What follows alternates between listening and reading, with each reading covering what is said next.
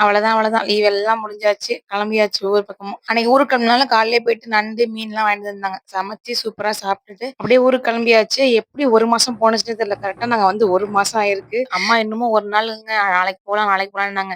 ஐயய்யோ! இதுக்கு மேலலாம் சரி வராது. நமக்கு அங்க வேலை இருக்குன்னு சொல்லிட்டு கடகடன்னு கிளம்பிட்டு இருந்தோம். ஊர்லேருந்து வரும்போதே ஒரே ஒரு பேக் எடுத்துட்டு வந்தேன். இப்ப பாருங்க காரே வெறும் கட்டப்பை தான். இருக்கிற கட்டப்பை பூரா என்னோட கார்ல தான் இருக்கும் போல. எல்லாத்தையும் எடுத்து வச்சுட்டு அப்படியே கிளம்பியாச்சு. என் கூடவே தங்கச்சி 2 பேரையும் அழைச்சிட்டு போயிருந்தோம். இப்ப இன்னும் அப்டேட் என்னன்னு பார்த்தீங்கன்னா, நம்ம வீடு காலி பண்ண போறோம். அதுக்காக எனக்கு ஹெல்ப் பண்ணி தரதுக்காக அம்மா கூட அனுப்பிச்சு வச்சிருக்காங்க. அவங்க கரெக்ட்டா நான் காலி பண்ணும்போது சொல்லிட்டாங்க. அப்ப வரேன் அப்படின்னு சொல்லியிருக்காங்க அம்மா. கரெக்ட்டா ஒரு 2:30 போல வந்து ரீச் ஆயிட்டோம் திருப்பூர்ல. அதுக்கப்புறம் ஒரு ஹோட்டல்ல போய் சாப்பிட்டுட்டு அப்படியே வீட்டுக்கு வந்தாச்சு. அந்த வீட்டுக்கு போகல நேரா புது வீட்டுக்கு தான் போனோம். அந்த வீடு இப்ப தான் காலி ஆயிருக்கு.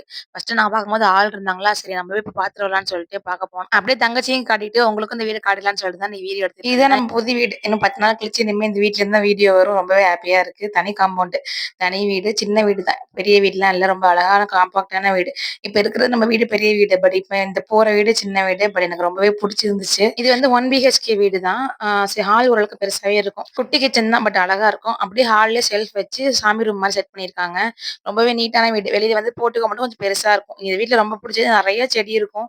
வரும்போது முருங்கக்கீரை புடிங்கிட்டு வந்துட்டோம் வீட்டுக்கு.